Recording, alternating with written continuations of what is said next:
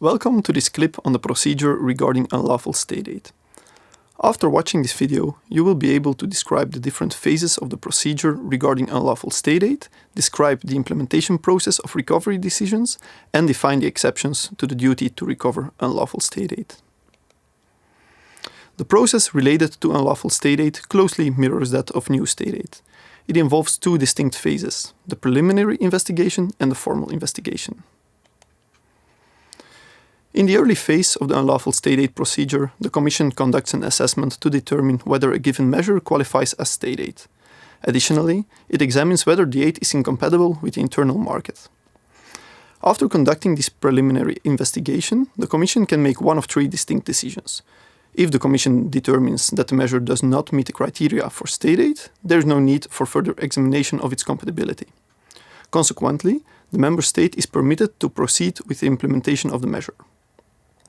If the Commission acknowledges that the measure qualifies as state aid but deems it compatible with the internal market, it delivers a decision not to raise objections.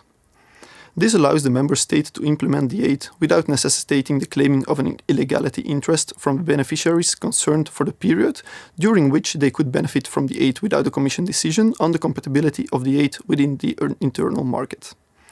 In instances where the Commission faces so-called serious difficulties in reaching a decision on the qualification or compatibility of the measure, it initiates a formal investigation procedure similar to the procedure for new state aid. The formal investigation procedure becomes necessary for the Commission when faced with significant challenges in determining whether an alleged unlawful state aid measure qualifies as such and whether it is compatible with the internal market. This procedural step not only allows the Commission to address these complexities, but also opens a window for interested parties to provide insights on the matter. At the conclusion of this formal investigation, the Commission comes to one of the following decisions. Firstly, if it deems that the measure does not meet the criteria for state aid, it issues a no-aid decision. This implies that there is no need for further assessment of the measure's compatibility with the internal market, authorizing the Member State to proceed with the implementation. Alternatively, a positive decision is reached if the Commission acknowledges that the measure constitutes state aid but is compatible with the internal market.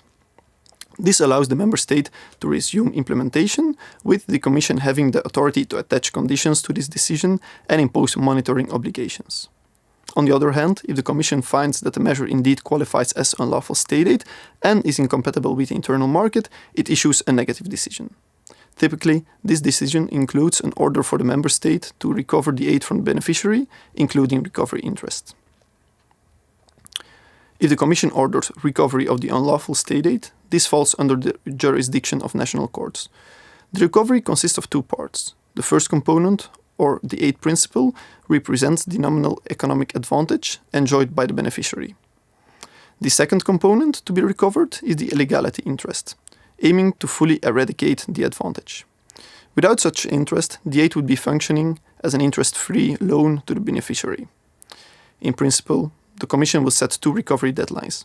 The initial deadline involves submitting specific details regarding the measures that the Member State intends to implement and has already initiated to carry out the recovery decision.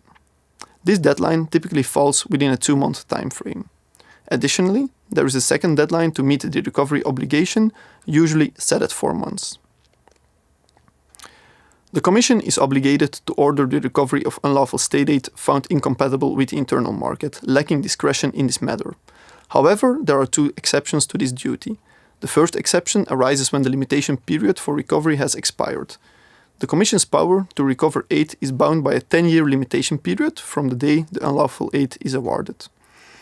The second exception involves the Commission refraining from ordering recovery if it would contradict a general principle of EU law. However, case law shows that the Commission is likely to order recovery for any aid deemed unlawful and incompatible with the internal market.